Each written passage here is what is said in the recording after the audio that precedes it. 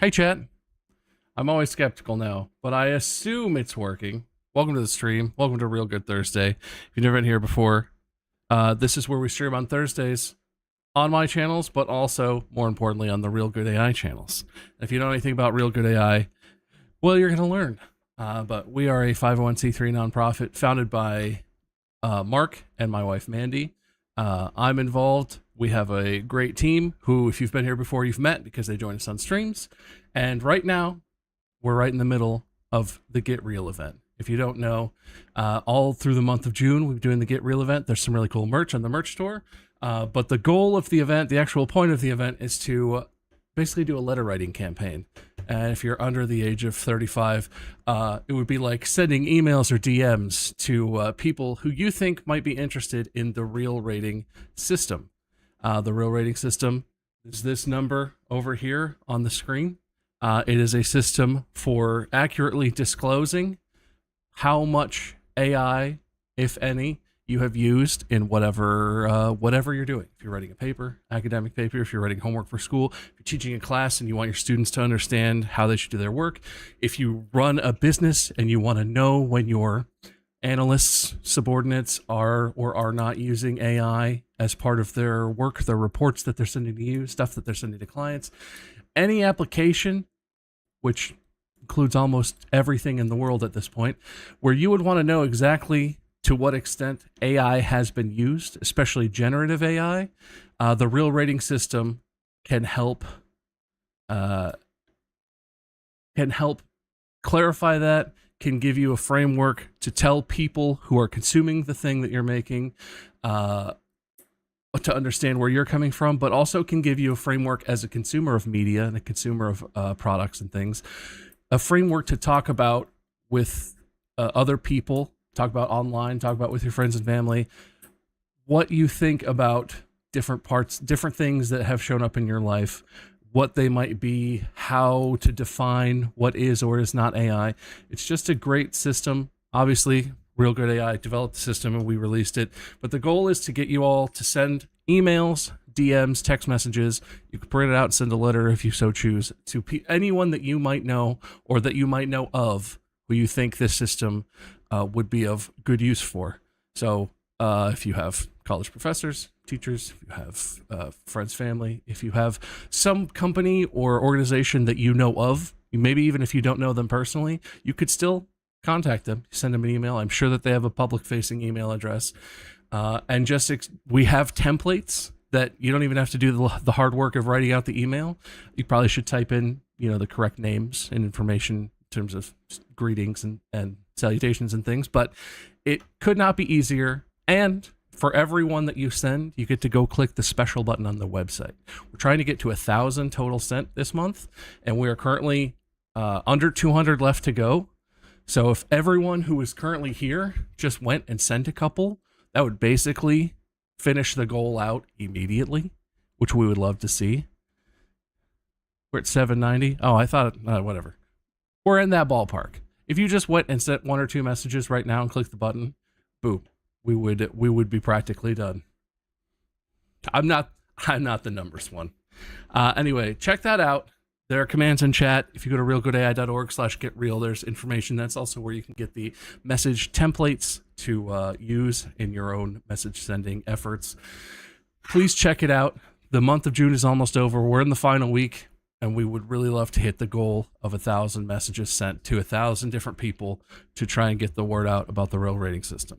But that's not the only thing that we're here to talk about today. In fact, that's almost not at all the thing that we're here to talk about today. Check that out. And now we're going to get to the good stuff. Every other Thursday, we have guests on chat. We find people who, foolishly or otherwise, are very generous of their time and decide to share it with us. And we have talked to scientists and researchers. We have talked to people in the business world, working at big companies who are on the cutting edge of AI or not. We have talked to streamers, creators. We've talked to musicians. We've talked to child psychologists. We've talked to a wide range of people. And today we have another fascinating guest who has been so generous to share his time with us. We're going to be talking to Maty Bohacek, who is a student researcher at Stanford and has a lot of experience and background researching AI and has hosted a podcast. So there's one thing that he and I have in common, possibly the only thing, but we'll find out as the conversation develops. If you want to hang out, if you want to ask questions, we will be watching chat. But today it's going to be myself. Obviously, Maty is here as the guest, and then Dr. Mandy and Dr. Eric will be here conducting the interview as well. So everybody on screen now, hello, welcome. That's partially blocking the window. That's probably fine. Anyway, welcome. Maty, welcome. Thank you so much for being here. And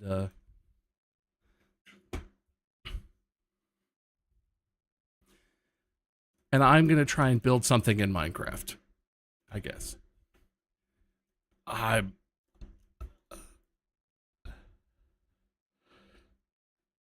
Yes, definitely. Almost definitely.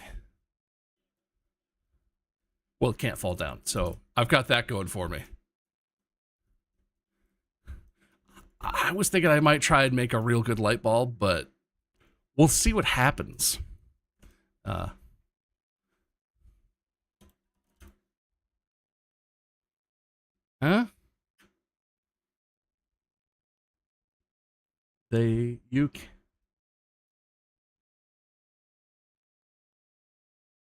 Interesting. Let me. One second, chat.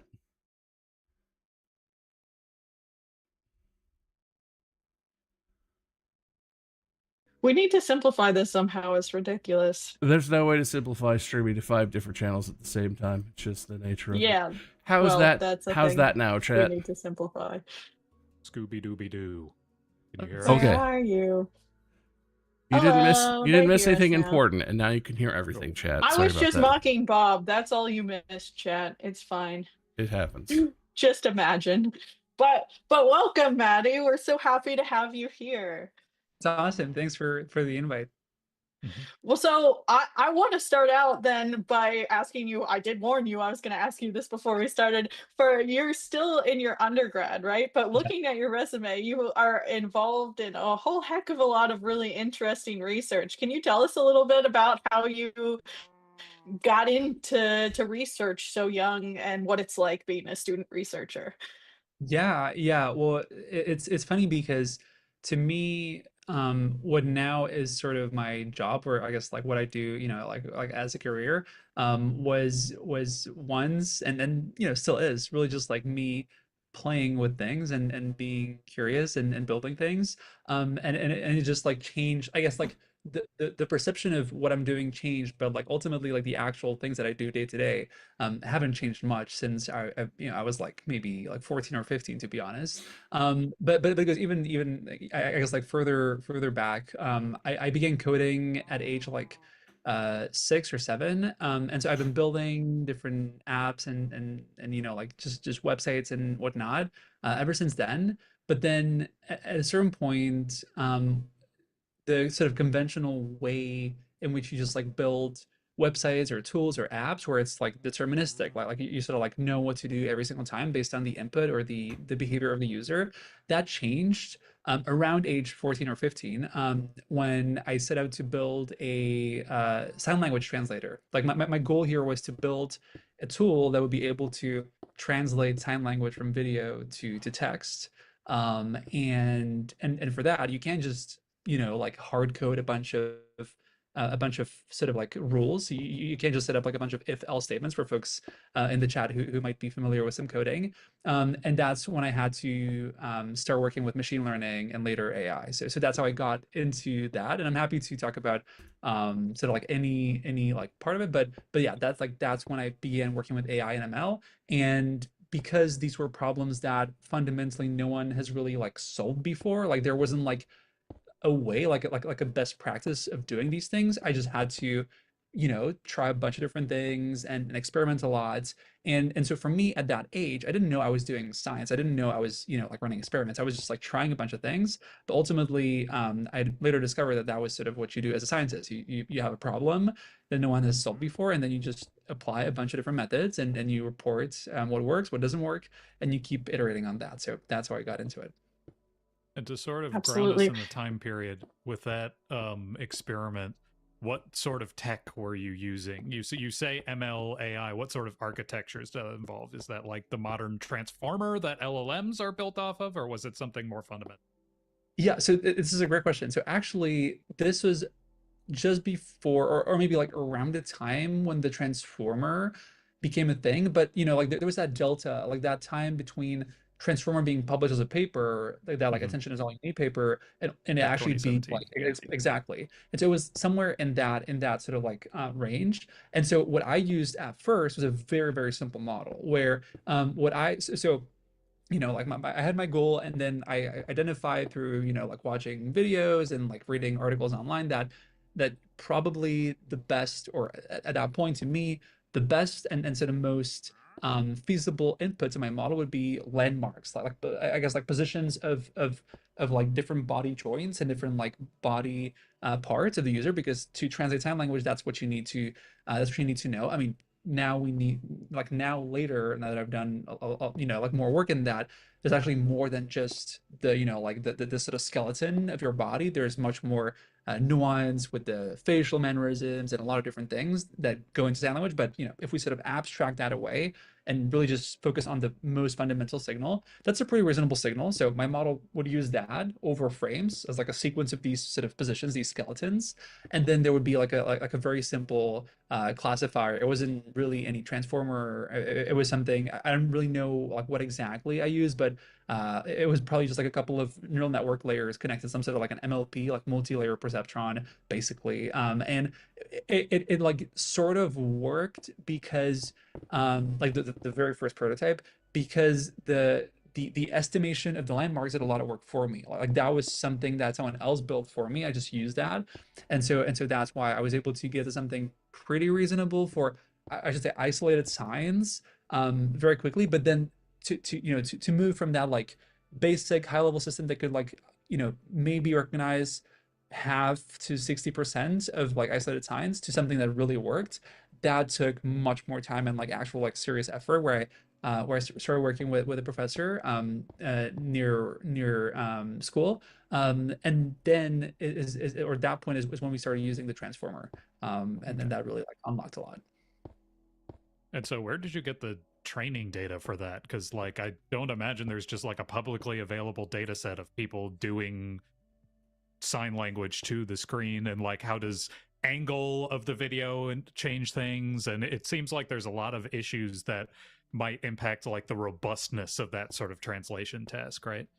Yes, 100%. So on the data front, there actually are data sets for this task. So like there was a data set that existed for the ASL and for the German Sign Language. I should also say for some folks who might not be familiar or haven't thought about sign language before, there are different languages for different like usually countries or I mean the rule of thumb is that for every spoken language there is a sign language as well. So there's one that we have in the US, there's one in Germany, one in France, and so on.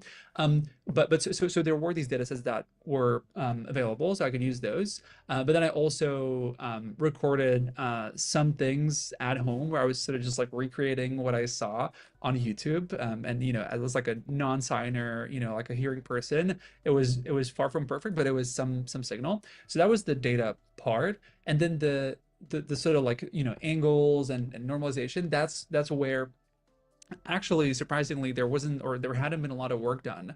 I looked at the papers that existed at the time, and there were a few, but what they did is that they usually used like CNNs, convolutional neural networks, that were looking directly at the RGB signal, like directly like at the sort of frames at the video, and those were actually really difficult to train in a way that they would sort of generalize to different angles and distances from the camera and stuff. And so what I did is that with that signal of those landmarks, I sort of established this normalization where I would sort of like set up this what actually is called in sign language literature and studies the signing space, where there's like a space that you can sort of like define relative to the speaker's sort of like body ratio and body position, where you can sort of expect 99% of the signing to occur. And so like right now, that would basically be probably like this area here of my like zoom window. And so I would normalize everything relative to this plane or like relative to this sort of like signing area.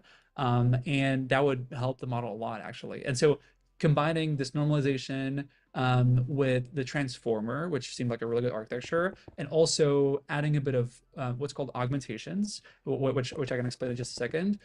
We actually be the state of the art and sort of establish like a pretty good, I think, foundation for a lot of downstream work. Like that work to this day remains my most cited paper that people have been sort of like like repurposing and working on top of in many different ways. And so it's really exciting. But yeah, one last thing to say on the augmentations, because these models and because AI these days is really data hungry, like it needs a lot of data to work properly. Oftentimes people try to create these sort of augmentations, which is sort of like a trick or almost like a clever way to get more out of a single data point. So like like a data point in this case is a single video of a sign, and then the goal here is like the goal here is, can we create like a bunch of modifications of this video to make it a bit different and yet use the signal that we have in this video. And so in this specific case for sign language, because we had the poses, like if I do this, which is basically like hello in the ASL, I'm butchering it, but like like this is the sort of general movement of hello.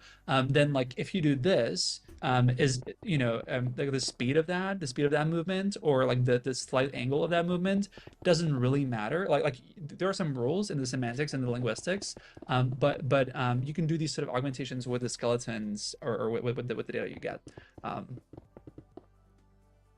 And And that so we'll doesn't cause things. I guess you're bringing this up now, Ben. That doesn't cause the methodology to degrade, because usually when you're trying to augment data, this is a big problem. I've talked about this at length because of all this agentic AI talk, and AIs are going to be able to train themselves because they're going to just make their own data. And okay, so everyone says this online. That usually causes it to degrade, but you're talking about a specific, very narrow application where that's not the case. That's right. Yes. So actually, this is really interesting because we this idea of model collapse, where like AIs creating their own data can actually cause them to collapse or to start degrading. We sort of showed that for the first time in vision models, which we can get into later. But yes, I think like if you do that in a very sort of like unrestricted and like uncontrolled way, then bad things happen usually. But here we had a lot of priors, like we had a lot of things we sort of knew we could assume about this specific problem and like this specific space, and those were coming mainly from this area of sign language linguistics, I actually consulted this professor in Prague, who's done a lot of work in this area, and so a lot of these augmentations were sort of direct results of our conversations, where I would confirm that like some sort of modification of data was actually like not causing any significant difference in the meaning of the sign, and so I that would be sort of safer to do than just this like uncontrolled data generation and self-ingestion by AIs. And then also because it's already a pretty sparse problem, meaning that like when you work with RGB, when you work with videos, like there's a lot of signal because for every pixel you have three numbers, and that's just like that like explodes. Like it's a lot of data. But if you collapse that to I don't know, like 21 joins, and for each one you have basically like two or three coordinates, that's like a much smaller space to be working in. And like obviously we had more for fingers and stuff, but it's just like a much smaller, yeah, it's like a significantly smaller space. And so doing stuff in there with all these priors and all these sort of guarantees was safe, or turned out to be safe in our case. But obviously you have to like test every single one and make sure it's not breaking anything, and like you need to be careful, I think, is the takeaway here. And also, I would argue there's a significant difference between data augmentation, which is taking the original data distribution and doing a transformation to it, and using AI generated inputs as part of the training data, because the AI generated inputs assume that they're adhering to the original data distribution, but that may not necessarily be the case. It may have a misperception of what the original data looks like, and so that sort of leads to the model collapse that we're going to talk about a little bit later. Yes, exactly. But I will also say in the early days, data augmentation was kind of a solution to a problem, right? Like that was not just trying to get more and more and more and feed the model to try and squeeze out the last bit of performance that they could out of that rock.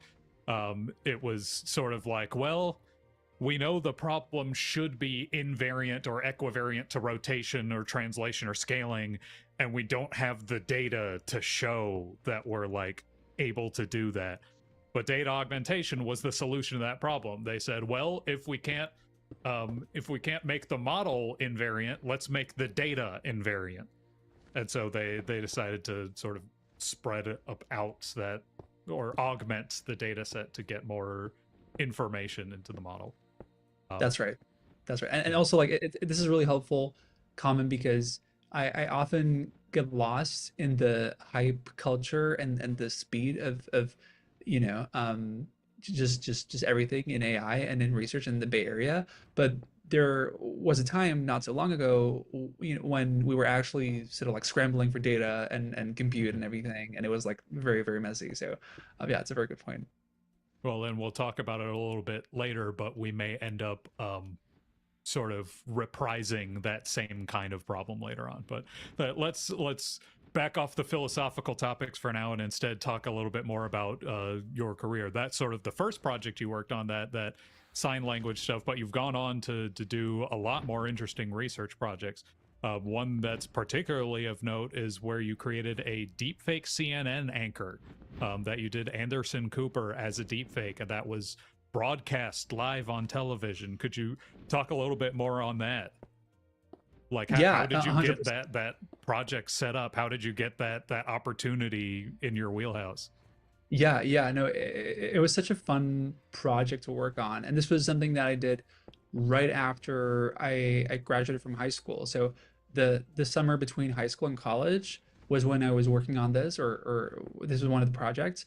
And the opportunity came from our sort of ongoing conversation with the team at CNN, because at that time I was working with Hani Farid, who used to be a professor at UC Berkeley, now at Dartmouth.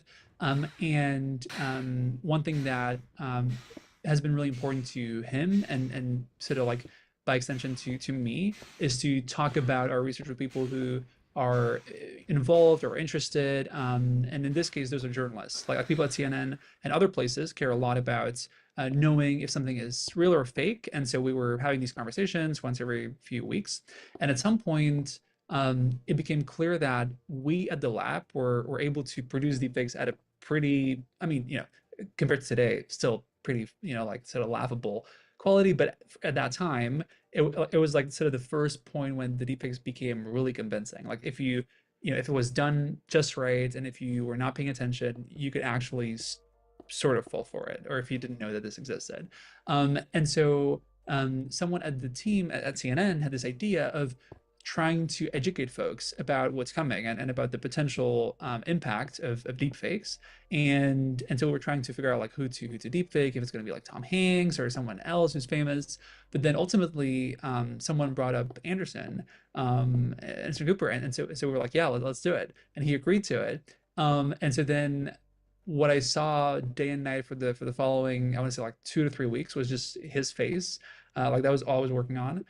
Because what's funny is that even though it became much easier to produce deepfakes at that point.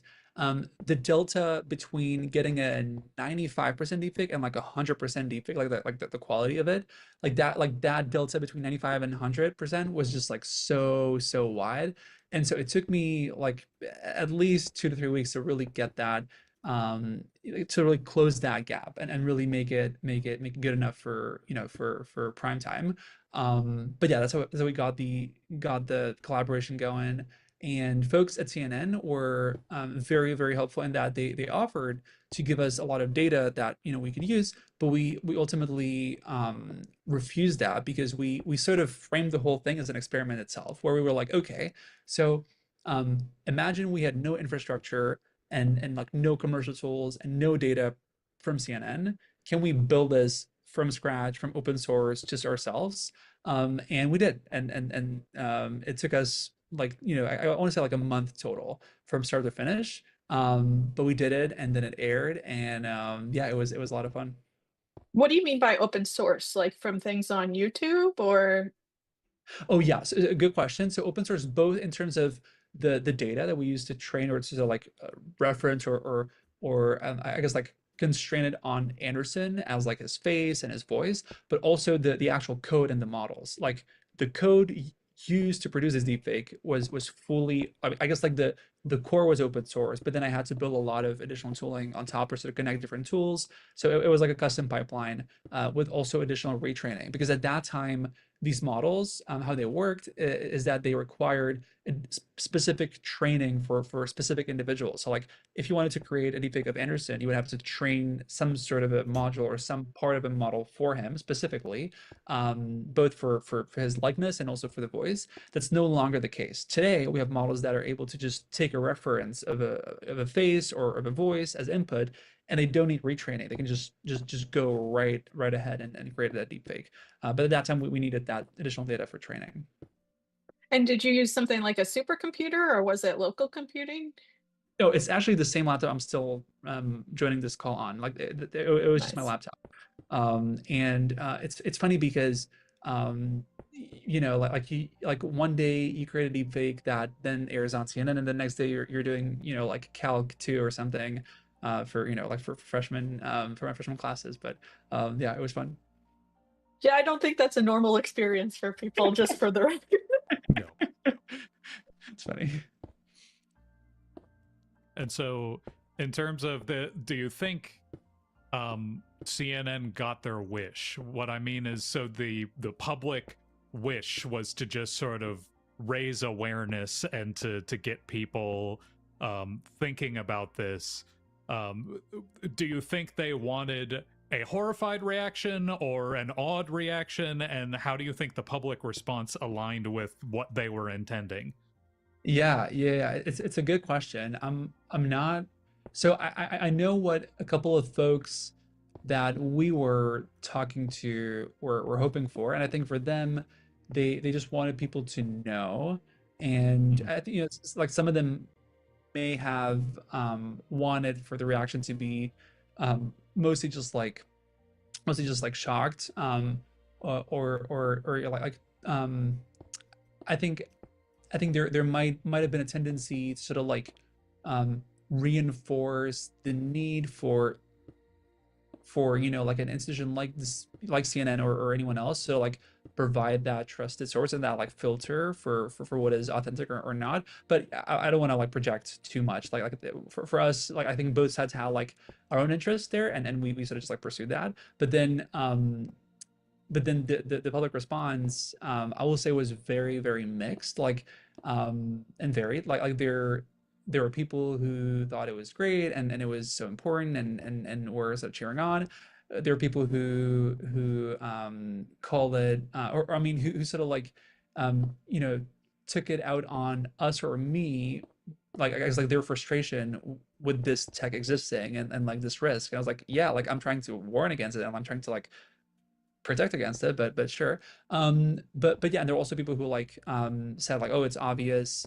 And like they're to their credit, like there were signs of it being a deep fake, like especially looking at it today, like knowing where this tech is today, like it's like so laughable almost. But for that time, it was really, or I know everyone felt like it was something new and something like really, really good at that time. So yeah, so I think it was like very, very varied. I will say that a lot of people at that time were telling us that it's not going to be a problem, and that it's not necessary, or I guess like the risk that we were presenting as plausible was not justified.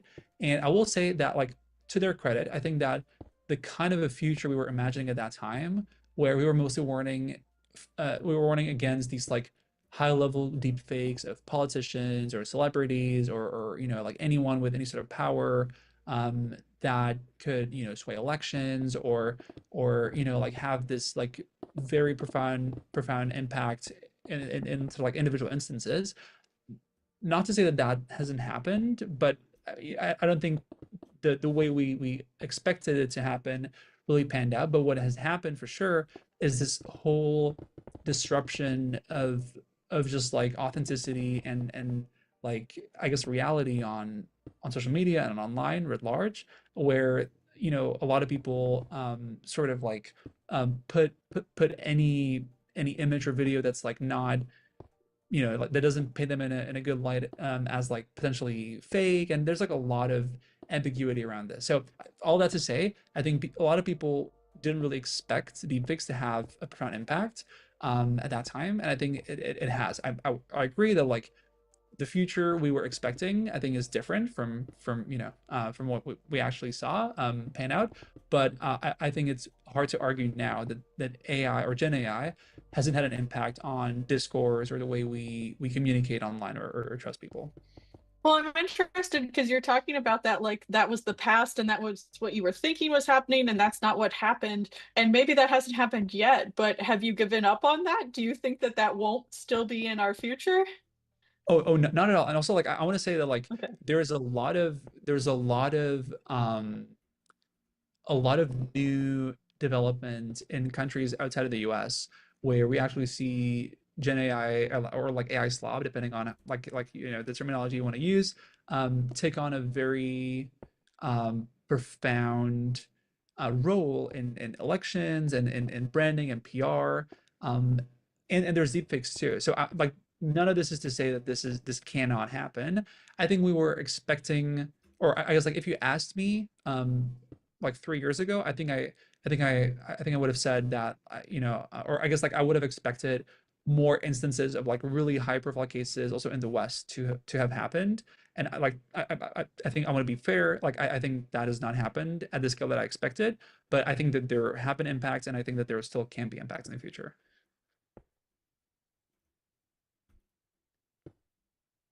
Yeah, I mean, so one of the things a lot of your research talks about is this similar topic of just like the it's important to keep in mind that skepticism when you're looking at stuff online of what is real, what is not, and how our relationship with the internet should potentially change. So, in your thinking, how should our relationship with the information that's out there change, right? Like, what should we be keeping in mind as casual browsers of the internet? Yeah, yeah. Well, it's a great question, and like to be honest, I think that it's very contextual to to who you are and where you're at, meaning both in life and also like geographically. But I will say that now it's so easy to create really, stuff in any modality, be it text, image, or video, of anyone doing almost anything, and do it at a quality that is often hard to spot from real stuff. That yeah, it's really good to be careful and not taking facts, or I guess like not taking evidence at face value, and be somewhat skeptical. At the same time, I don't want to give in to people who are skeptical to everything and everyone. Like there's a lot of uh skepticism towards the government and different institutions and scientists as well. And there's like this idea of like, oh, I need to keep questioning, and instead of like being skeptical to everything all the time. And so I think there's a balance to strike. But yeah, like I would be more, I just be careful. And I think the guiding question for me is to think about, why am I seeing this piece of content? Like, why is this being presented to me? And there are many things that go into that equation, not just if it's AI or not, but also like the incentives of the algorithm and different forces on the internet. But I think this bigger question includes in it this AI question, but also many other set of aspects. And I would encourage people to think about that. Like, why am I seeing this particular piece of content at this moment? Because I think oftentimes that can lead, or at least for me, like that can reveal certain like potential dangers or risks that lie there, I would say. And so you, as sort of a well-trained veteran of this field, what was the time where you got fooled? Cool. Okay. So Right? first of all, where you weren't thinking that deeply into it, and you just suddenly were like, "Oh, wait, that's AI."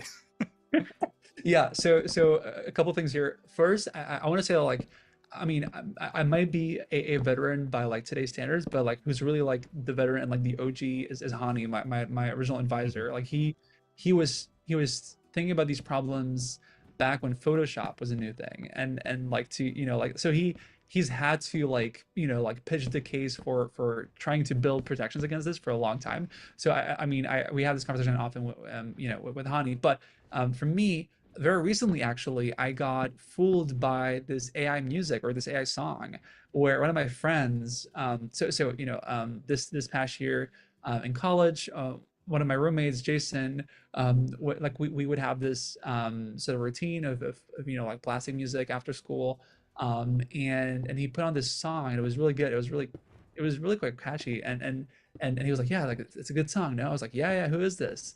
And he just kept on playing the song, and then at the end he was like, this is fully AI generated. And I was like, damn, I did not realize. Yeah, so that was like a very recent time when I just got fully fooled by AI songs. And I will say a lot of them are very, very good, frankly.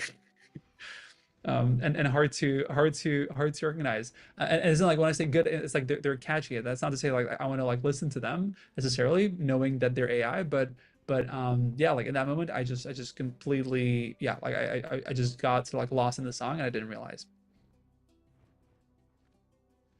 And so that's sort of a domain you're less familiar with in terms of the modality of it. Was there ever a time where specifically in image or video generation that you got fooled? So there are instances of imagery where to this day I'm not sure if it was AI or not. Like there have been many things where there was something that I just haven't been able to decode and to really understand if it was generated. So far there hasn't been like a scam or anything like that, but I'll knock on wood here, and I'm sure that now that I've said that, it's going to happen very soon. But so far I haven't been scammed by any like AI calls or even like videos. I think sometimes we have this sort of thing going on, and I don't know if my parents know actually, but with my brother we have this thing going on where like we sometimes like edit images with Gemini, or like with Nano Banana, and so like there have been times when I totally like didn't notice that. But one time, Toby and I were in LA, and our parents were asking for pictures of like Toby to make sure he's safe because he's 15, so like I was like taking care of him. And so we were at this diner and he was having like like waffles or fries or whatever, something non-healthy. And so I snapped a picture and then I just like asked Gemini to like place a salad in place of the of the dish he was having, and our parents were happy. So yeah, I think like those are some instances where like it's like, and later we told them obviously, they Well, did not not. obviously, but yeah. Yeah, no, we did tell them. So I think like with my brother, there have been instances where like I just don't. I like sometimes forget we're playing this game, and then yeah, I get fooled. But there's more nuance there because it's like you're taking a real picture and you're like adding something or removing something or like making edits, and so it's like there's less sort of evidence to pick up on. I will say with these edits, they're kind of sneaky. And so a lot of that stuff makes its way onto the internet, which then leads to the phenomenon which we sort of alluded to earlier, but let's jump into now. That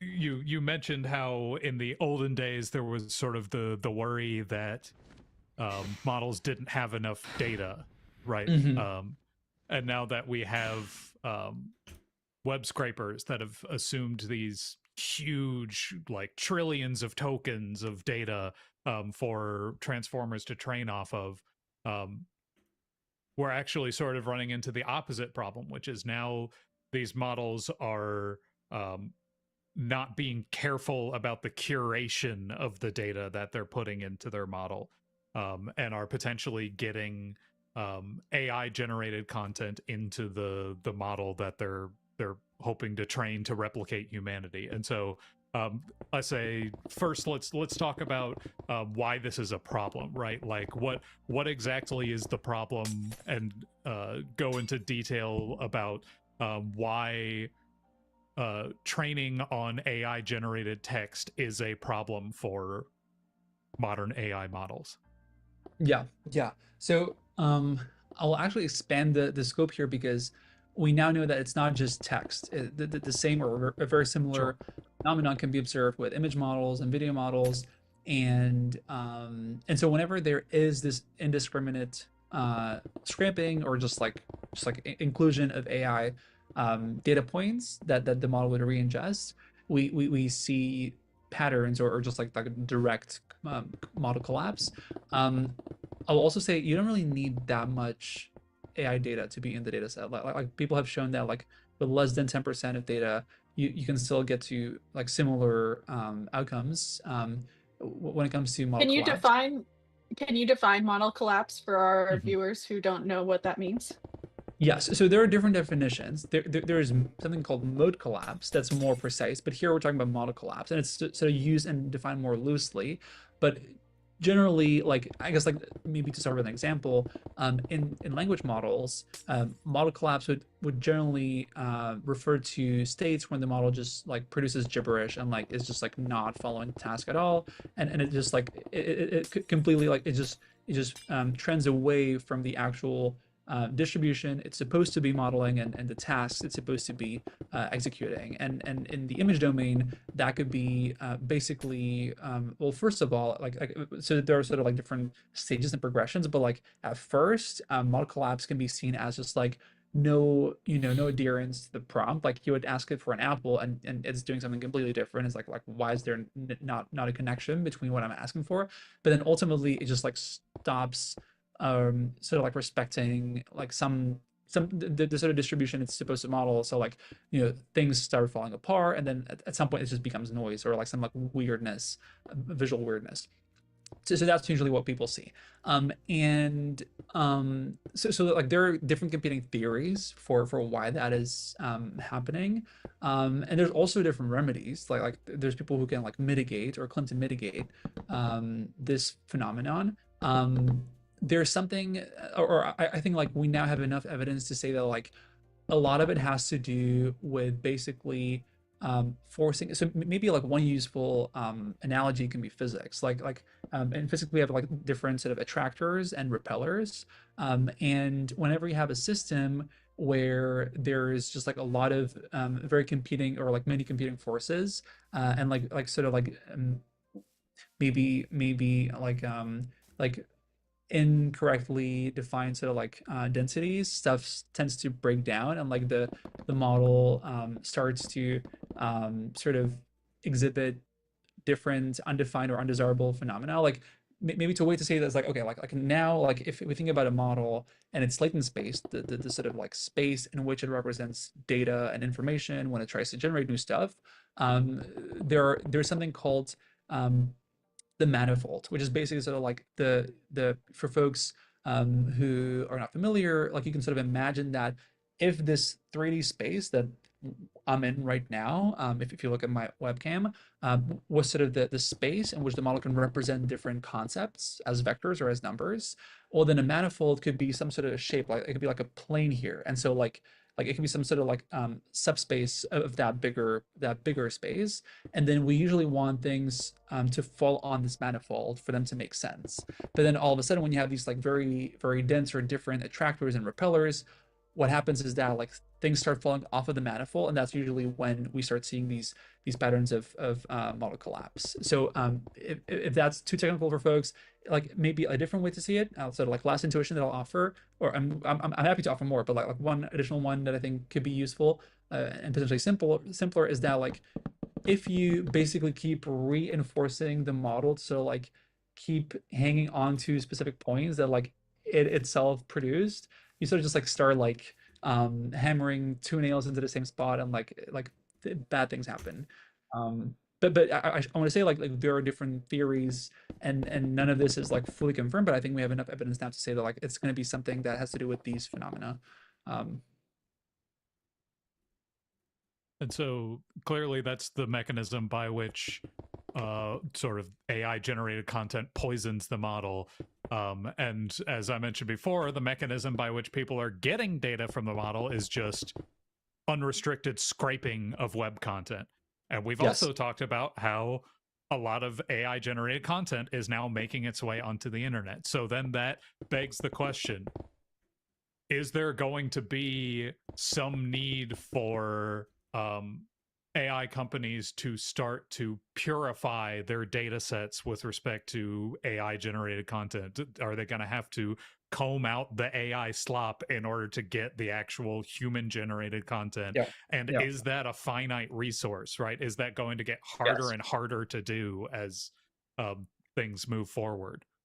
Yeah, so it's a great question. I will say that we sort of hoped, or so Hani has this thing where he talks about incentives, and so he thought that this fact, like this sort of hypothesis that like the AI slop polluting data sets would lead the companies, or would sort of introduce an incentive for the companies to be able to detect this slop, and so that would in turn help us as people who are trying to detect slop. I think to a certain extent that has panned out in the sense of like some of these big labs, including DeepMind and OpenAI, and even some other companies like 11 Labs that produce AI voices and audio, they have introduced watermarking, and they have their own mechanisms for detecting if a piece of content was made by them.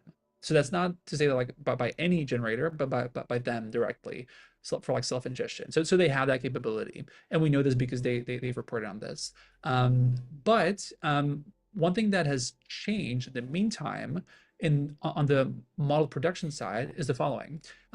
For a long time, we've been sort of just retraining full models, and for text that would be for text completion, like I guess like next word prediction.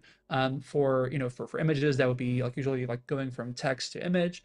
And this over time has been called pre-training, where we just take very, very vast amounts of data, and we, or e.g. the whole internet, and then we just train for days on many GPUs and clusters, and then we get a model. But what and that's a very powerful thing, but it often doesn't on its own produce the kind of behavior we now expect of these models, which is like responding to direct instructions and like being sort of agenting in the sense of like being able to do multiple things and sort of navigate more complex problems. And that is introduced in this new stage that has sort of emerged since, which is called either like mid-training or like instruction tuning, and then finally post-training, where we tend to train these models for these specific tasks on sort of like longer horizons, and also do different things with sort of safety.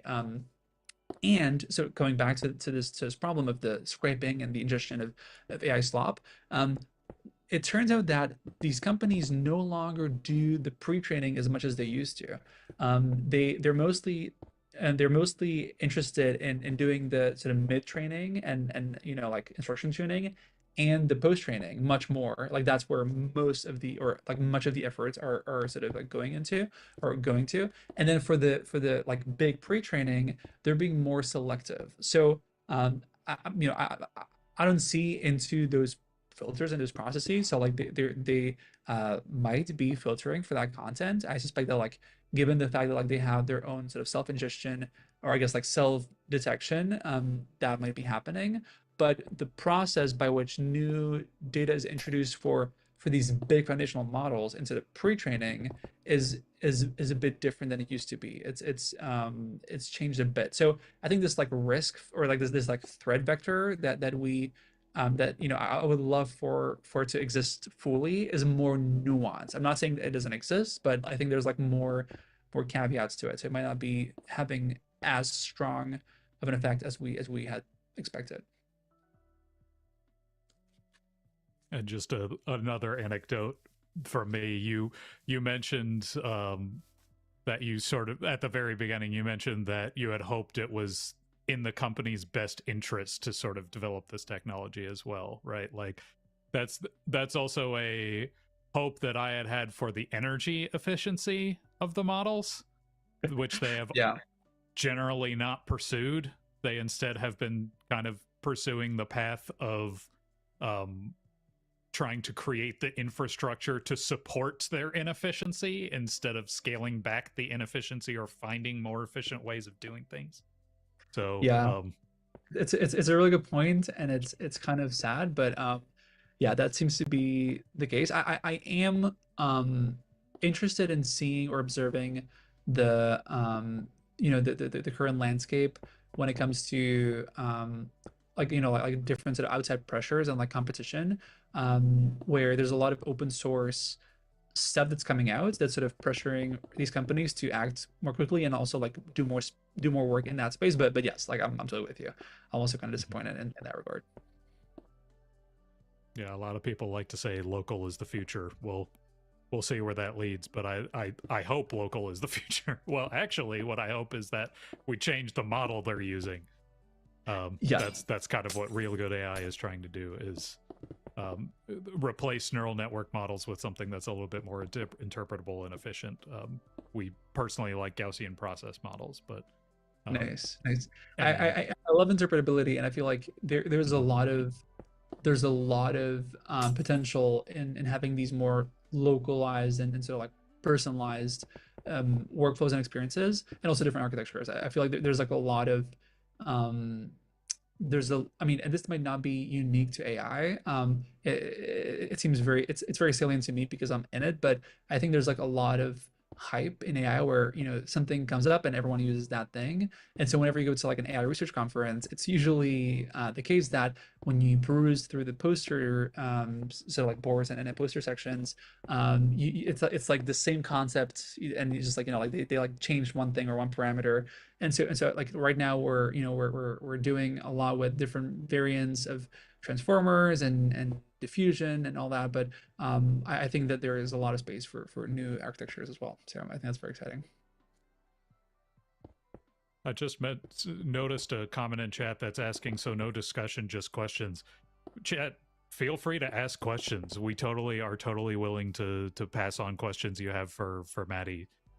I think what they're talking about is the real rating, and maybe we should address this before everyone else goes off the deep end Yeah. here. So today we usually are at a lower real rating, but the reason we are at a 2 today, which is brainstorming chat, is just because the questions that we use on the back end that we're like sort of drawing information from, were just we used AI as a tool to pull some information out of Maty's very large body of work in his papers, and just to give us some information, some brainstorming ideas about things we might want to be asking about. So you are not actually seeing any more AI than normal. The only thing is we didn't have time to go read all your papers. I'm so sorry, but he has many, many papers, and so we instead we just pulled a little bit of summaries out of them to get the general vibes, and so that's why it's a 2. And we're reporting that, and that's totally fine application to use it for. I will say, no one's tested if I'm a deep fake. You know, it could be that Maddie is actually just like sleeping or doing something. You know, like. I mean, we probably wouldn't know if it's from you. The models are still pretty bad at laughing, and I have a very like I guess like OD like out of distribution laughter. So I think that's still very hard to clone. I found. Hmm. Maybe we'll have to test that later. We'll have to get Bob to tell us some jokes. Nice. So to sort of break out of the technical research slump, uh, in general, what would you say the weirdest or funniest hallucination you've seen AI try to pull on you is? That's a good question. Because I have an example that I personally experienced that I was explicitly trying to get it to hallucinate, and it did hallucinate, and it was really funny. That I asked ChatGPT to give me it's like a classic hallucination prompt, but the answer it gave me, I couldn't believe it, is to give me a fruit that's 10 letters and ends with the letter O, right? Like when you ask AIs to spell, they have a really hard time because the tokenizer is not letter by letter. And so that's why, like, strawberry, asking how many R's are in strawberry, it's always going to have a problem with that. It's because of the way they break up text that goes in the model. And so I asked it to give me a fruit that was 10 letters, ended with O, and it just said cantaloupe O. Gotcha. That's great. That's great. All I right, like sure. that is awesome.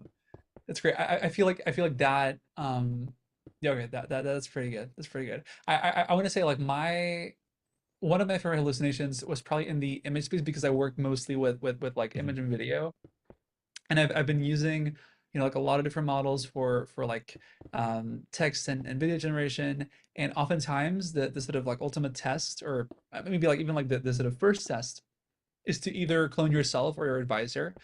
There have been times when the models, especially after like the first, and you know, like I think the like the efforts.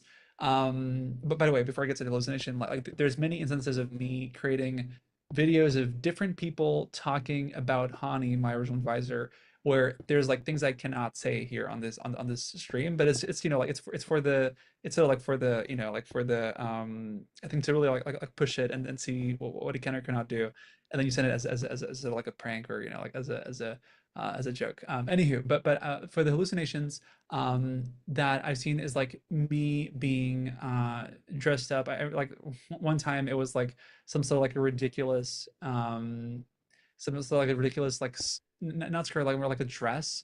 And it was just like it's just like got my clothes wrong, and it was like a very different vibe than I was expecting. But I did that like consistently for my face for some reason, like over different generations, unless I like specified it. So that was something that it was like early. I want to say like early one, like the first version of the video generator. And yeah, that was kind of funny. But I feel like with the text hallucinations, like I don't know, like I've still like seen like I mean I've seen many over the years, but like none of them have like I guess none of them have stuck out. Or yeah, I don't know, I don't remember anything too funny, I'm No. afraid. Bob, you had a funny one where you were playing with the the generative mask out tool in Adobe, right, with your wedding pictures, Oh and it yeah. kept giving you more wives. Yes. It kept generating in more brides The for him, even though generative the bride fill, was yeah. already in the picture. I can't hear Bob. I don't know if that's just Yeah, me, I can't hear Bob either. Oh, I rested my Oh. hand on my mic mute. Sorry. No, yeah, that did. It's notorious for doing that, but I did have that happen one time. It kept giving me more and more. It was very funny. Because it wasn't just like it was putting a woman in the masked out part. It kept putting more, right? Yeah, yeah. Well, because it was like a picture of Mandy and I together, so it was already a bride and a groom, and it was just like, this needs more brides. That's not enough. This needs more. You know, that is just like, actually, this is great. Well, great. I mean, it's funny. It might not be like great as in like the outcome of it, but once, my partner and I think like there was one time when I submitted like a picture of like me and him, and I think I wanted to like, it was like for funsies, like to make it into like a wedding or something. And I think it gave us like brides, like it like gave us like different partners. So that was great also. Um, Hmm. yeah, but they're you know they're fixing that. Like they're working on those kinds of issues. Well, but how do Yeah. you fix something like that when it's like this total black box? Well, I mean, oftentimes it goes back to the training distribution and like the data that's available to the model. And so I maybe like there is lacking data or lacking, like um yeah, just like like lacking yeah, data to pull from. So that's one thing. Some people have been doing these more like explicit interventions where they like whenever like a user submits their prompt, the actual application can actually insert stuff into the prompt or like do different things that the user doesn't Mm. see. And so Mm. for some folks who might remember that time when Gemini or like Google models would produce founding fathers in like a very different sort of setup than they actually were in terms of like demographics, or like different sort of instances of this where people are trying to make the outputs more diverse. That was actually Google coming in and like adding like an instruction to the prompt to make it more diverse and make it just like diverse in terms of genders and ethnicity, etc. And like that, like it sort of backfired in a way in that case. I think there's sort of like a nice in between where you can have with these more complex systems. You obviously want to start with the data distribution. You want to have a very rich data distribution that supports a lot of different sort of like configurations and doesn't necessarily it doesn't restrict people from producing something just because it's very unique or just because it's something that like might not be in the mode or in the sort of like mean.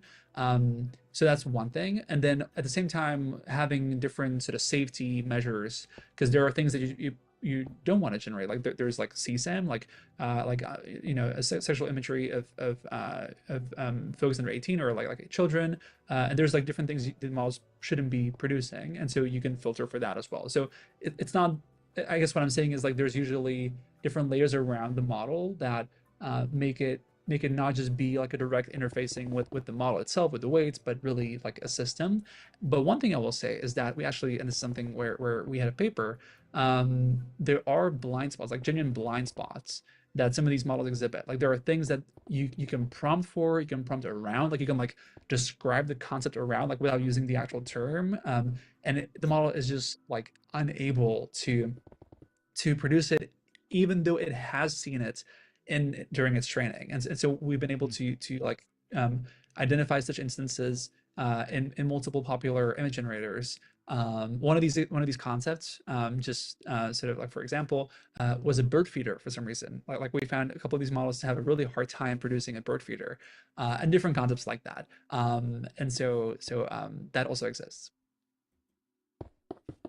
Well, one of the things that you just said that I just want to highlight for chat because you said it in math speak, and I want them to understand. When the first thing you were talking about was data and making sure the data, basically that the data is diverse enough that if your data is diverse enough, it won't start doing these terrible things.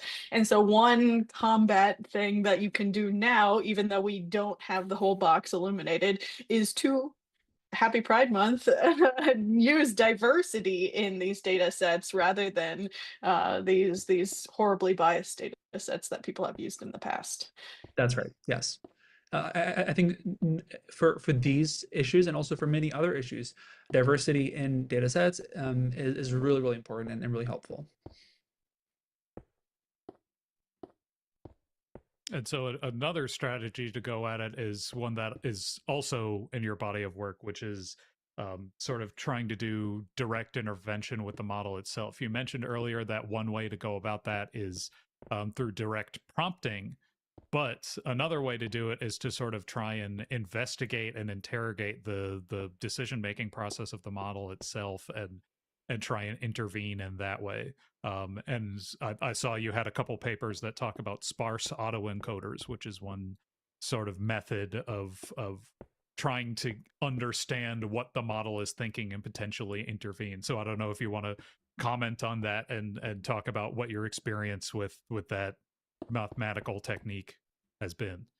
Yes, yes, 100%. So one thing for folks to understand is that in these black boxes and in these neural networks, you have this notion of layers. I mean, ultimately, it's all just math and numbers and matrices, but they get sort of transformed and multiplied through different layers, and at these different layers, the states of our sort of input data of this matrix, which for folks who are not familiar with matrices, a matrix really is just a table with numbers. So at any given point in this network, as our data sort of is going down to layers, we call this states, we call it activations, and these activations, like if I point a random layer, and if I like select a random layer in my network, and I look at the activations at that stage, it's really difficult to make out any meaning or any sort of like structure in that, because this activation, this representation will be very what we call dense, which means that there's going to be a lot of numbers. It'll have a lot of like it'll be like 0.89 1 2 3, and then you have like that multiplied by 10,000, and it's really hard to understand what the network is actually doing or what it's representing.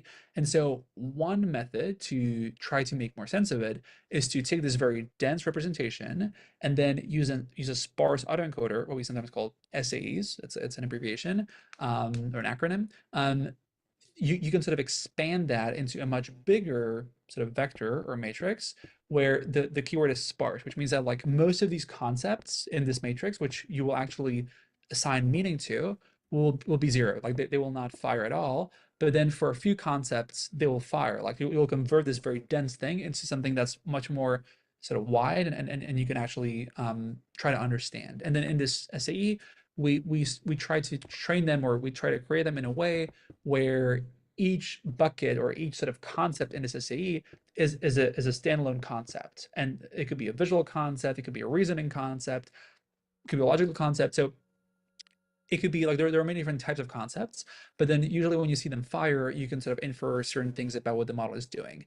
Now, I will say that SAEs have been super useful in our research. I think that there's a lot of reason to like them in certain domains or certain sort of aspects, but it's also, I think, important to say that, like, first of all, they're very hard to train, they're very hard to construct. So like just to get a good SAE is pretty difficult. And then I think people have been sort of overestimating their usefulness in actual sort of causality, or so like interventions. Like it's one thing to use SAEs to sort of try to infer what the model is doing, but then to actually sort of steer the model, or actually like influence what the model is doing midway through its pass, or midway through like the work that happens as you sort of like send data through the neural network. It's very difficult. It can be done, but it requires a lot of attention and a lot of work. So all that to say, I think it's one sort of tool in our toolkit of interpretability of these neural networks, but I think more need to be developed, and we can't over rely on SAEs. That said, we've used them for a number of things, and they've been useful. But I want to be very clear about the limitations of them. Yeah, the analogy I always use when I describe SAEs to people is effectively it's like if you looked at the neural network in the middle and saw a slice of cake, right? What the SAE is going to do is to take that cake and split it apart into egg, flour, sugar, icing, the individual component ingredients that were put together, assembled, sort of compressed into that slice of cake, so that you're then able to sort of accordion apart the information that's going on in the network and try to make a pass at interpreting what it is. Like you said, it's very difficult to get it to magically do that. And then actually, I think the hardest part of an SAE is not even getting the embeddings, but understanding what. So now you have these individual components, right? What the hell do any of them mean? There's nothing that says explicitly, like it's not delivering to you the information of what those embeddings mean. And some of them can just be garbage. Like in my experience in training SAEs, you end up getting a lot of these individual components that only fire once for one data point. And you try and like optimize your hyperparameters to keep that from happening, but of course everything's a trade-off of like if you do it too much then you're getting back into like the compressing everything down into the original representation you had, or if you do it too far then it's basically just memorizing individual data points, and it's a mess, and it's a step towards interpretability with neural networks, but really it's not perfect, like you mentioned. Yeah, no, it's a really good analogy with the cake. And as you say, like that, like you hope it's gonna like decompose it into these different ingredients, but then oftentimes the you know in practice it's like it's different. So yeah, it's like it's very very unstable still. But we don't really have many better things just yet because there is this whole discourse around like circuits and trying to establish those, and the benefit there is that they're causal, or if done right they're causal, but that's even more like it's very hard for them to generalize at all. With essays you at least get some generalization, but with circuits it's very difficult. But yes, I think good direction, and we're trying to do more in that direction, but we're still very far from actually understanding what these AIs or these AI models are doing, which I see as a big opportunity for folks who might be interested in research or interested in AI. There's a lot of work that still needs to happen, and there's a lot of people leaving computer science degrees. I would encourage otherwise. I think there's a lot of work still that like needs to get done, and not enough people are working on it. So I'll say that. I totally agree. And there's this phenomenon that happens a lot in math where we have something that kind of works and we come up with the justification like 30 or more years later. Like that's absolutely a pattern that exists. So just because we haven't come up with a way to do interpretability for machine learning yet doesn't mean that it doesn't exist. And we should pursue it with all our might because the future of humanity depends on it in some ways. 100%. Yes. 1,000%. Yes. Well, so I think part of the ethos of Real Good is the sentiment that neural networks are always going to be hard to interpret, right? Because they're this sort of over parameterized, hyper overfit model that needs a huge amount of data to solve the problem. And so one of the things we're doing in terms of research at Real Good is to try and replace some of those neural network architectures with alternative methods that do a similar thing, but do it in a way that keeps a sense of the data in the inference, right?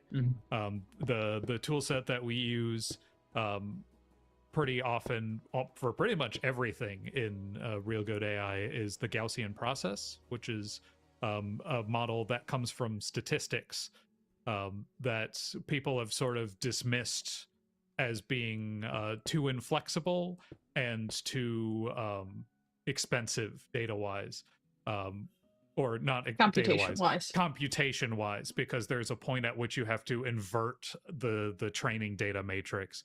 But we have a tool in hand that really helps optimize, or a heuristic that helps optimize that computational inefficiency that we've sort of been trying to expand the use cases of Gaussian processes with that heuristic at the helm. Cool. But the good thing about Gaussian processes is that it is directly referencing the data whenever it computes the inference, right? That it does a transformation from input space to output space, and to do that transformation, it is explicitly making a combination of the input training data points in that Nice. in that computation. And so because of that, you can literally trace what training data is being used when you generate something or create an inference or a prediction from a Gaussian process model in a way that a neural network cannot do. I'm very curious what kinds of problems have you been able to solve with this so far? Like what? So far, because we're a very, very young organization, we've mostly been doing proof of concept stuff, right? That two of the things that I've personally developed are sort of analogs to a diffusion model and analogs to a transformer, both of which the Gaussian process diffusion model basically just takes the diffusion process and replaces the neural network predictor with a Gaussian process predictor, something that's explicitly going from the denoised images to the center pixel of what it should be, right? And then the transformer, it's explicitly still using attention calculations, but we've replaced the fully connected neural network part of the transformer block with a Gaussian process, a little bit more of a neural networky Gaussian process at the moment. A deep Gaussian process. Yeah, it's a deep Gaussian process where the training data is learned inducing points, so it's sort of still learning a space, an input space and an output space. Gotcha. So it's very similar to a neural network, but one of the benefits we still get out of it is because it's a statistical model, there's uncertainty associated with it, right? That when you're making a prediction, it's not just making its prediction like a neural network does. It's giving you a variance associated with that prediction. You can see where it is in the distribution that you're using. And so we've been able to use this deep Gaussian process model and chain together transformer blocks while also accumulating uncertainty quantification across the blocks and get an uncertainty of the generated text out at the end. But it's still early. Yes, it's still definitely a proof of concept and not anything that's like competing with Gemini or even some of the open LLMs that you might see. Like the tokenizer is letter-wise, right? It's still very basic, very early. Gotcha. But it's very interesting to see that that's working and running. And I think the most interesting result we've had out of that so far is that you can see the uncertainty quantification go down as the generation goes on and on, right? That you give it an initial context window and then I explicitly tell it to generate outside of that context window. And the further it gets from that original text, the more and more the uncertainty increases, right? That it gets, that it gets less and less confident about what it's talking about as the generation goes on. So it's literally like getting more and more into hallucination zone as soon as you leave the initial prompt that you gave it. You know, but that's almost desirable, I feel like, because you know, it's hard to get a precise measurement of this with current LLMs that we have, but in my experience, the more they've said like in their reasoning traces, and like the more they've done, the more Yeah. almost confident they are in their own, like devotions and their direction. So like you sort of, in my opinion, you sort of want them to become less and less confident in it, or I guess like um yeah, less and less so confident in a way, to be transparent about what they're doing. That's great. That's very cool. Is there Mhm. like a paper out of this, or what's? No. It's This is well, hot off the press. So yeah. This Oh, this of is course. something yeah. we are still working on, right? Awesome. Like Yeah. this is something that I made what, March, and we're still making tweaks to it, right? Yeah. Yeah, this is something that will be like a newsletter article eventually, and then eventually turned into an archive paper. But that's like what is cooking in our research component right now. Cool. Very cool. Is there so in addition to this research and these activities here, and also the labels you have, is there any other initiative that you have going on at the org, or is there anything else you're working on right now? Yeah, good question. So, the inception of our organization is creators, artists, and scientists get together. So we have a lot of like education-based projects that are like one-off creative type things. Like I wrote a children's book; it's almost done. We've been working with an illustrator, and we actually have what's really exciting, maybe to chat if you don't know about this already. We're doing a writing competition of AI horror stories, but written by humans, but Uh-huh. meant to evoke the real problems that exist with AI. So people will be educated while they're entertained at Sure. Halloween this year. And we're making podcast episodes out of them. And we're collaborating with our podcast friends, the Distractible Boys, to make that become a reality. And I think it's going to be really fun. We call it the Scary Tapes. That is very cool. Scary tapes. Mhm. Yeah. Awesome. Sweet. Yeah, so Yeah. that's our kind of next huge initiative is, or Nice. next poll on the outreach side of things, is Nice, that very nice. Scary Tapes competition. I feel like we need much more work coming in from the creative community. I think first of all about like stories, or like involving stories with AIs and different AI tools, but also I think about the sort of environment in which this technology is built. So I think anything in this direction is very cool. That's awesome. Do you have a Yeah. favorite depiction of AI in sci-fi or in like cultural things?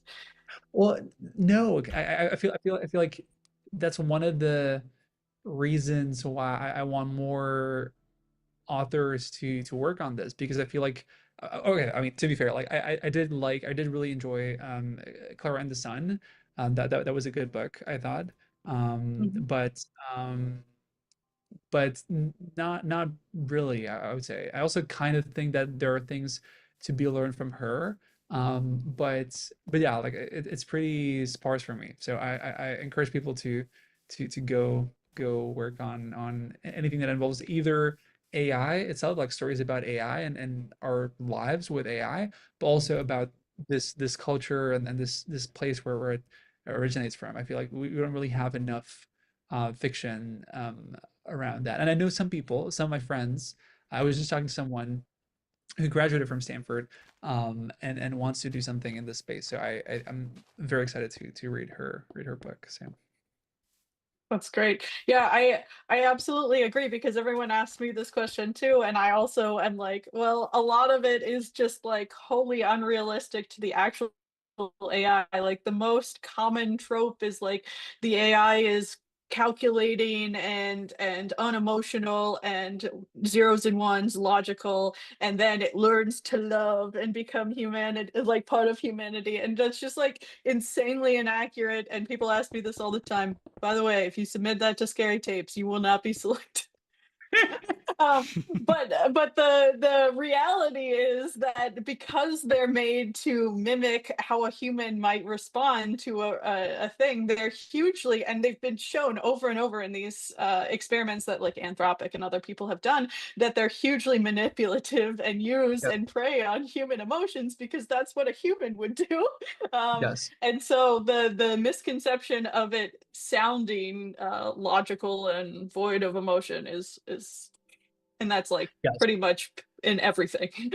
Yes, I'm totally with you, and I will say like right now. So I think that there are like many things that I would take issue with, but I think that the depiction that Harari offers of AI, and that it's like one danger he sort of paints is where there's like this massive state of AI bureaucrats, and it's like even more opaque than individual models because it's like the whole machinery of these systems. Like that to me is like a big risk that I would love to see depictions of. It's something that sort of blends in my, at least like in my understanding, like the Kafka sort of school of like dystopia. That I'm a big reader of Kafka. I love Kafka.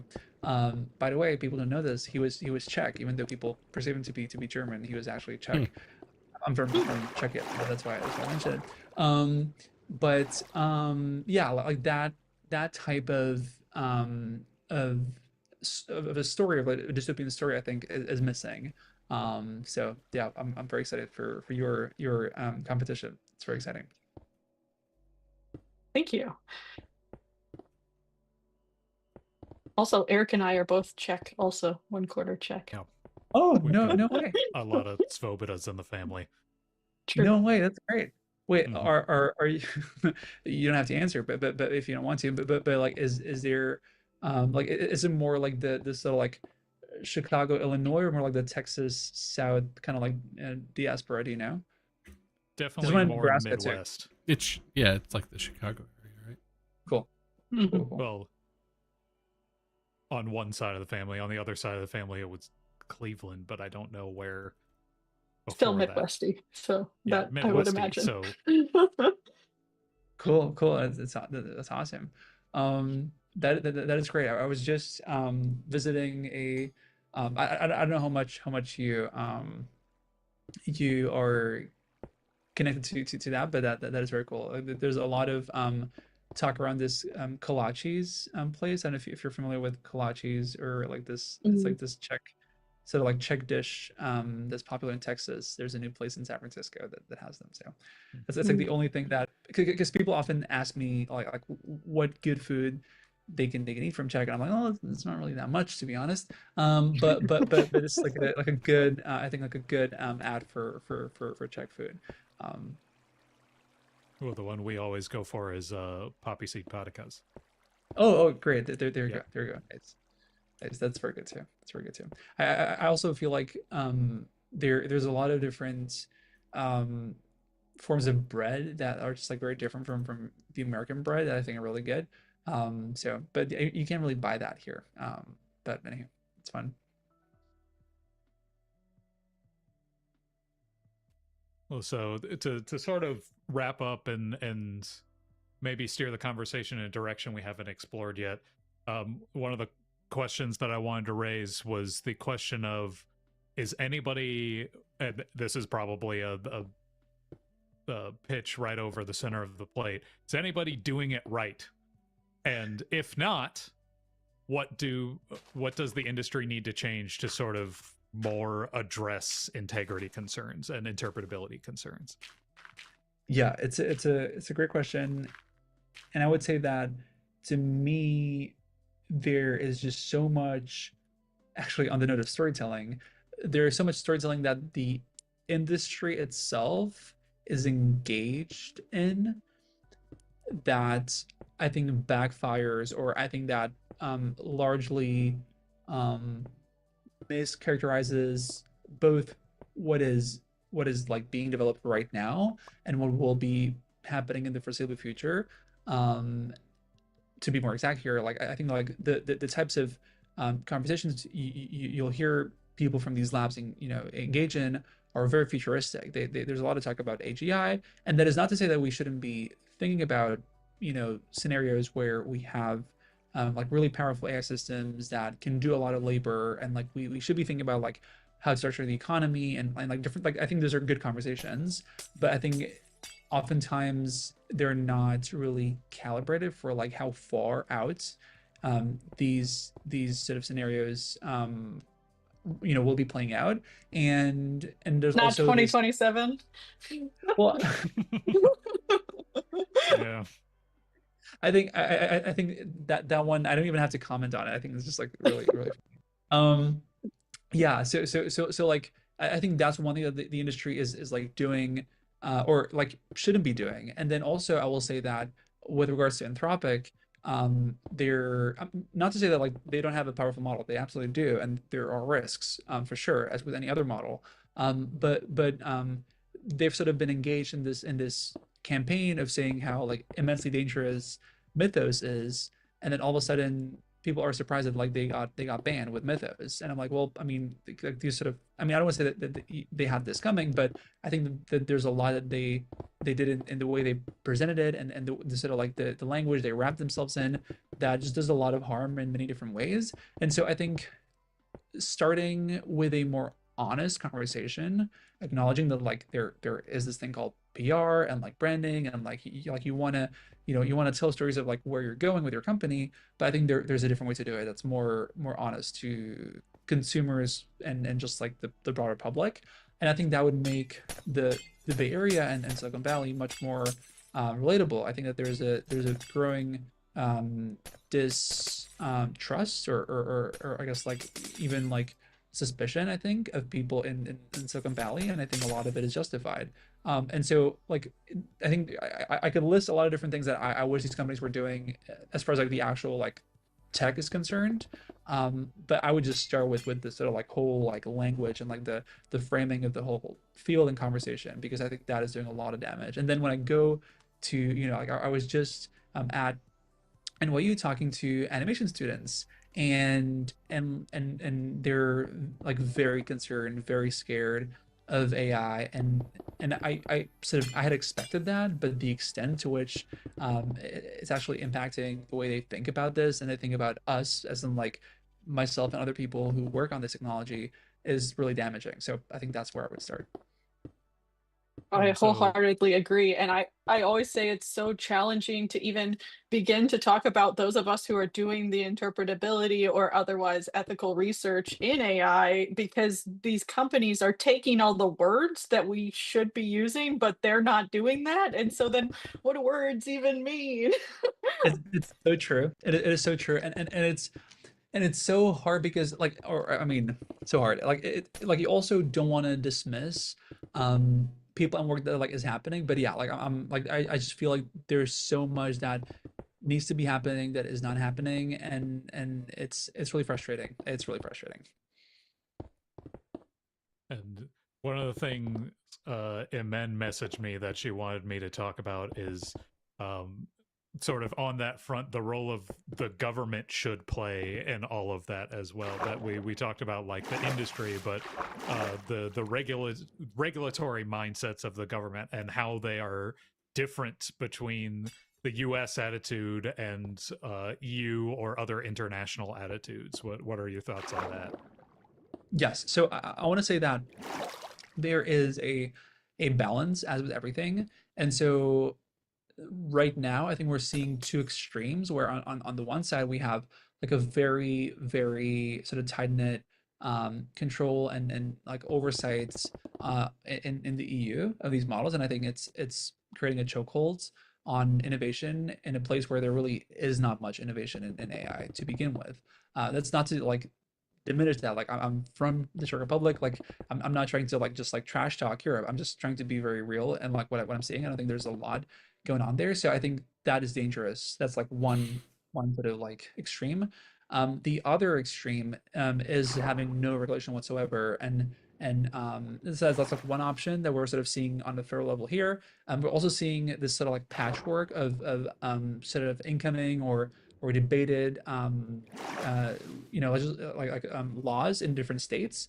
I think ultimately it's like a good argument that some of the companies are making, that it would be better to have one federal law or like at least a framework on a federal level, as opposed to many different laws on the state levels. They're using that argument to make the case that there should be no regulation whatsoever. I think that it's a good argument to say that there should be federal regulation. I think that's where my mind is at. And then I would say like something in between, like you obviously want to have some sort of control over certain use cases. And I think we can start where we all agree. I think 99% of reasonable people will agree that controlling CSAM, again, non-consensual imagery of children, is something that these companies should not be able to do with their models. And there were times when you could use some models, for example, Grok, to do that. And so like there are these things that we can list, I think, where we like, all or most people who are reasonable agree. And I would start there, and then we can start debating the more sort of controversial parts. But I think like we should start with some sort of a federal framework for that.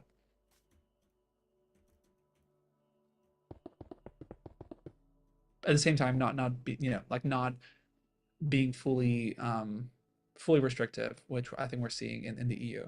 And so there really are no like frontier models or labs. And I think there's more to that story. Like there's a lack of capital, or I guess not really like lack of capital. I think the capital is there, but there's not the risk tolerance that people in the US have for investing into very like early stage companies is very different here. Like our sort of our attitude here in the US is different from that of European VCs, but the regulation plays a big role as well.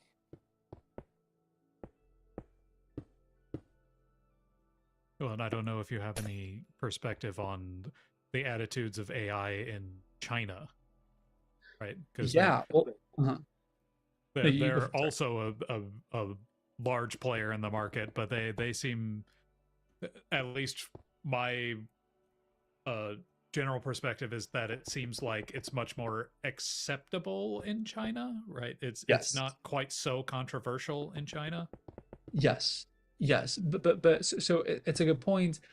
I don't know enough to like have a lot of opinions, but what I do know is you're right, and then also in that like the regulation is more accepted, but also people overall, like the population, is more I guess like confident and excited about AI compared to the U.S. populace, because here we see this really sort of sudden decline in popularity and trust in AI in the U.S. public, where less than half, I'm going to get the exact wording here wrong, but there have been polls recently that showed a lot of people being very concerned about AI and just like not at all for it. Whereas in China, the majority of people are actually excited about the prospect of AI. So I think like that attitude helps a lot. But yes, I think that there is something that we should think about here, and like without reducing it too much. I think that there's a lot of nuance here, and it's important nuance, and we should be thoughtful here. I think that there's just like so much that we in the US could be doing with AI, sort of like letting us sort of supercharge different efforts that we have already sort of ongoing, without falling for the like like the sort of like like utopian story of like AI will itself cure cancer, and itself will like solve all this. No, like that, no. But at the same time, like it will accelerate scientific research. It will accelerate, and it's already doing that. It will accelerate different types of drug discovery. And so like really leaning into the possibilities of AI, and also especially AI in a free country, in a democracy. I think with a lot of both talent and capital, both social and like actual capital.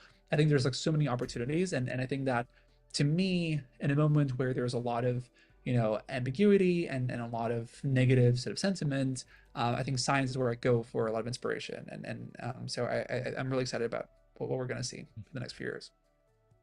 And there's a question in chat that sort of digs into the regulation issue in a way that I like. Official Morningstar Farms asks, so how would regulation like that work with these neural networks being black boxes? How exactly do you enforce that certain topics are not able to be talked about, or how do you enforce that the model cannot do certain things, right?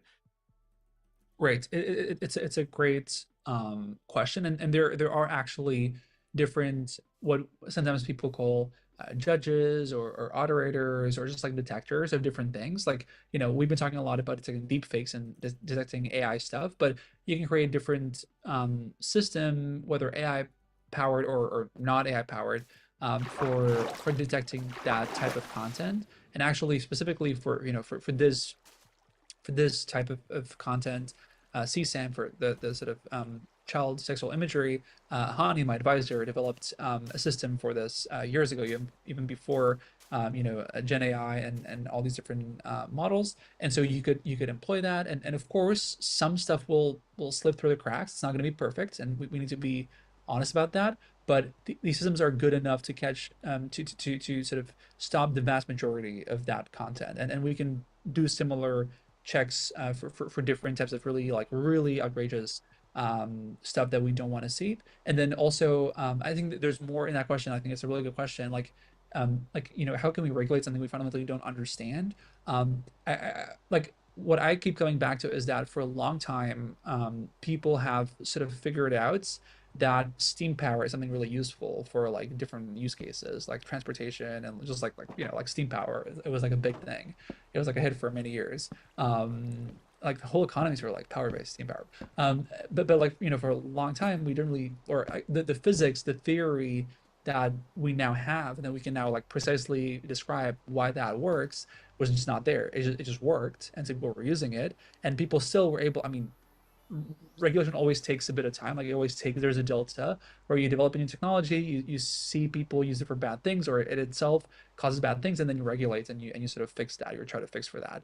But people already before having that theory and that full understanding were able to put in place certain rules and certain regulations. So I think we can totally regulate different things, and the same goes for AI. Like we can pull in experts, and I think they can speak to these issues, and I think we shouldn't be like I think people shouldn't be stopped by their like inability to describe exactly how a system, how our systems work to prevent a lot of harm. Yeah, the only worry that I have is that it kind of echoing what Chad is saying, that um, with the architecture being how it is, that we're sort of signing up ourselves for an arms race of sorts between regulatory bodies and bad actors. And I feel like at the pace that those two operate, we're almost always going to be on the side of bad actors winning versus the regulatory bodies. Yeah, well, so it's a good, it's like a good point. I think I'm more optimistic here, and I will say that it might not necessarily be like this is like a like I want to like preface this discussion by saying that I'm an optimist by nature, and so like it might not be just because of the evidence that I'm more optimistic on this. But that being said, I think that there are different things that we can look to from the past where even without regulation, things sort of got figured out themselves by different incentives in the markets and pressure, public pressure. Like for example, spam is something that for a long time was like really annoying and like was like like really damaging, and people were like losing a lot of money, and they still are. Like spam still exists, and there's phishing and all of that. But over time, people were able to develop these really powerful spam filters and different ways of protecting folks and educating folks. And so now they're much less of a thing. They're still a thing, but they're much less of a thing. And in many places, there are no laws against spam per se. There's obviously like laws against like scamming someone or defrauding someone, but like the incentives in the market and the public pressure sort of like got the companies to do the right thing. And I think that for a lot of these things, we'll sort of get there. Now, if you're someone to sort of like play devil's advocate, if you're someone who believes in super intelligence and like like the sort of like takeoff like being very sudden, like we're all of a sudden gonna like hit that point where we have super intelligence and it's just gonna like keep improving at like a really fast rate. Well then your worry, like the kind of stuff you might be worried about, might be not if we're going to be having spam or slop. It might be like more existential, like are we, is it going to kill us all? And I'm not to like turn that conversation down. I think right now, at least for the foreseeable future, I am worried or concerned with like the really like realistic problems that we have. They're like still very harmful, immensely harmful, but not civilizational. So I think like this argument that I just made falls apart if you're worried about like our civilizational existence, and this like super intelligent takeoff. It's not something I'm concerned about in like the most imminent future. Great. Should we start wrapping up, or Yes. Yes. So first of all, thank you so much, Maddie. This has been a really interesting conversation. I think chat learned a lot, and your perspective is really interesting to hear from the inside of Silicon Valley, what it feels like, and but we agree so very aggressively here at Real Good AI. So thank you for your talk. For sure. Thank you for having me. It's been a lot of fun. And yeah, thanks for everyone's great questions. Great. So Bob does give people time now if there's anything you want to plug. He did hint that you have a podcast. So if you want to plug that or papers or anything you want to talk about. Oh yeah, sure. Well, so if people are interested in like actually pursuing AI research themselves, I want to be very, very sort of encouraging in that like you can be a high schooler and you can still publish papers and like do really cool research, and not just in AI and like different things as well. So I would really encourage you to like go try that, and I'm happy to answer any questions you might have. So feel free to like find my website or socials and text me. I'm happy to give you pointers. The podcast that we had was called it's called Shell Game, season 2 specifically, where we sort of test, we meaning myself and Evan Ratliff, we test this hypothesis that people have been putting forward, where you can, or people in the Bay Area, that you can build startups or companies with just AI agents as your employees. And then we tested that hypothesis, and I think besides being a lot of fun, I think it taught me, or taught us, a lot about like where these agents are at, and what works, what doesn't work. And we also got to talk to a lot of really smart people about their thoughts on the future of work and AI and everything. So it was a great time. So you can check that out. And yeah, I think I don't usually plug stuff. So this is like, for a scientist, this is like very unusual for me. So I don't really have like spiel here, but this is great. And I want to say That like worked. the thing you built, Bob, is great. It looks awesome. yeah? It looks better than I thought it would. I gotta be Me too. honest. But I'm gonna be Yeah. honest, I was imagining a three-dimensional object, Bob. Yeah, I had that in my head, and I was like, maybe I'll start with 2 dimensions before I try and build a light bulb shaped 3-dimensional object. Because did you use a reference for that, or was that off the dome piece? I had the logo on my screen to my left and peeked at it every once in a while, and then just sort of kept measurements in my head. And there are some glaring issues if you care about symmetry, or if you look at one side compared to the other. But overall, I feel like it's pretty good. Yeah, I think it's you pretty get it good. exactly. It's kind of a chubby, short light bulb, but so it goes. And hopefully I built a non-friend murdering observation tower here. I believe you can get up to the top of this without running out of air. And I believe the sponge at the bottom, which I finally figured out, will prevent you from sinking into the pit of water that I created beneath the water elevator. I'm sure it'll be fine. I'm sure it's great. I'm sure no one will die in that. It'll be fine. It'll be fine. Anyway, yeah, thanks so much, Maddie, for joining us, and for never having done a plug before. You did a pretty good job, so good job on that. This is the point where we know you are officially only with us until 4, so if you have to get out of the call or whatever, if you need to head out, that's totally fine. But I'm going to do like the stream wrap up now and talk to chat for a minute. So thank you, Maddie. And chat, did you send your emails yet? Did you send your Twitter DMs? Did you ping that person on Discord? Did you do it, chat? Because They did, because it's already up to 861. Good. You should. The goal's 1,000 though. Like, I don't want to be that guy, but the goal's a lot higher than that, chat. But good start. Send another one. How about that? And if you don't know what I'm talking about, if you got here sometime in the middle, we're in the end stretch here of the month of June, which is our Get Real event. The Real rating system is a system that you can use, or anyone can use, to disclose their engagement with AI in a given thing. You can put it on a video, you can put it on a live stream. Where is it? Right here, like I have right here. You can put it on a homework assignment, you get academic paper, you put it on a piece of art, you put it on your website, you put it in your LinkedIn profile, wherever you might want it, wherever you want to be transparently clear and honest about what level of AI you did or did not use in a thing, you can put it. The logos are available on our website. There's also a little web app questionnaire thing where you can get at least a starting point to understand what level you might want to put on your thing, and how to sort of analyze what level your AI usage rises to. And also on our website, on the Get Real page, realgoodai.org/getreal, there are templates. You can take those templates, copy and paste them into whatever email app, messaging app, whatever. We would love for you to send them to anyone that you can think of.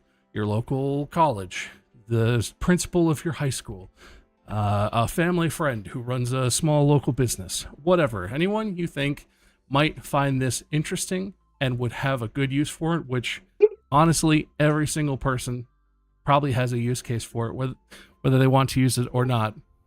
What are we laughing at? Oh, okay. A man came in to fix it. Yeah, Oh, okay. You could have said This is something. so distorted. You didn't hear us losing it? No. We were not I heard paying attention at stifled. all. I heard stifled Maty giggles. left. Maty All right, left. look, and I'll so fix the it like video this. Chopping you did.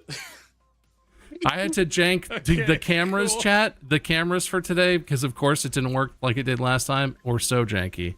Anyway, go send some messages on the Get Real campaign, and when you send them, you get to click the button. And we need 1,000 button clicks. And we're at, what'd you say, 860 something? Let me I refresh. could the have that page. website pulled up. I don't. 861. 861. 861. We want to get to 1,000, chat. We need to get to 1,000. Also, there's a bunch of other great stuff on the website you should check out. You could sign up for the newsletter. You could check out how to volunteer. We have several working groups of volunteers, ranging from machine learning research group to artists and creatives to streamers to education. And anyway, if you want to volunteer, there's a way you can get involved. There is Holy also crap, 893. Chat, do not press the button if you're not sending it. don't lie. Don't lie. don't And if you just click send it.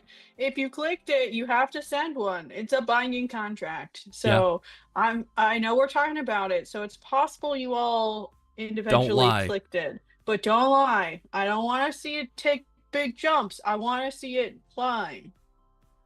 Unless someone just created an email and sent it to 20 people all at once, which is possible.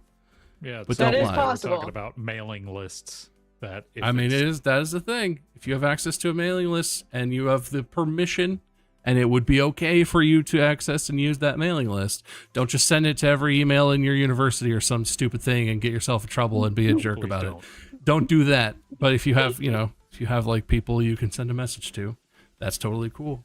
Yeah, there's other good stuff on the website, like the merch. It's 9:14 now. I'm very skeptical, chat. I'm watching. I'm sure you. that each one of those is totally legitimate and represents a message that was definitely sent to somebody. There is merch on the website. There's really cool Get Real merch. It was drawn by one of our volunteers, Campco, who's potentially here in chat. Well, actually, Campco. probably over at the Real Good Regiment stream at this point. That's true. there's- They're doing a Pride celebration today, so it's gonna be a fun one. So you should go hang out with them. Yeah. And we're gonna raid over there. So if you want to see the Real Good Regiment, we're gonna raid into their stream. But first, we're gonna raid from my channel into the Real Good channel to give you a chance to follow. Make sure you follow Real Good, twitch.tv/realgoodai, or just follow us on TikTok, Instagram, or YouTube, because we put social posts out 4 times a week, generally speaking. And most of them feature Mandy or clips from these streams. So if you're only interested in the best parts of our streams or whatever Mandy has to say, that you could just head over there, follow TikTok, follow Instagram. But here comes the raid. When we raid over, I would really love a raid of 69 viewers. Nice. We would really love for you to follow the Real Good channel, because there will be times when the Real Good channel is live and I ain't here. Eric recently did a stream where Mandy and I were otherwise engaged, and he streamed just to the Real Good channels, and that's bound to happen again. And you don't want to miss when Eric streams either, because he could be making music, or he could be doing Splatoon speedruns, or anything in between. You never know what you're going to get. Was there anything? Oh, I think you sent the thing. Is there anything in your message that I'm not? I don't think so. Oh, scary tapes. I didn't talk about scary tapes at the end here. Well, You guys talked we about it did in the talk stream about a scary bunch. tapes Yeah, during I the guess that's stream. fair. We did talk about it. If you're a writer, if you're interested, July 6th through the 12th. Is that the right dates? 5th through the 17th, it says in this message. 6th. I've been saying 5th in my head. It's 6th. Okay. I even 6th. had to. I made a video and I had to just put 6th over it because I said 5th. It's In a 6th. couple weeks, 6th chat. through 17th. You can submit a story, a short story. It has to be human written, but it has to be about speculative AI horror themes. It's gonna be. There will be winners. There will be prizes. Winners will be read on episode of Distractable or similar type podcast, read by myself, Mark, and or Wade. Nobody wants Wade, but he has to be included. It's part of the deal. Anyway, that's it, chat. I'm gonna start the raid from the Real Good channel to Cadet Liberty. I raided once already. Twitch, you're gonna tell me raids aren't working? In between the time I rated my channel over here. Whew. It's tough. It's tough technology days. Is there like solar flares or something? Something bad happening? Here we go. So join the raid over to Cadet Liberty. Thank you for hanging out. If you don't know what the Real Good Regiment is, they are volunteers. They are helping Real Good in volunteer capacity, but they started doing this for fun and to raise money. But it has become like a regular staple of the community, and they have started having guests on and interviewing people. It's a really good group, and it should be a really good stream. So join the raid and go say what's up to them. And we are going to get out of here. So thanks so much for watching, chat. Have a good one, and see you next Thursday with a team stream. Nope. Yes. God, I don't know what date it is. I'm lost, chat. We'll see you next Thursday, one way or another. Bye. Bye.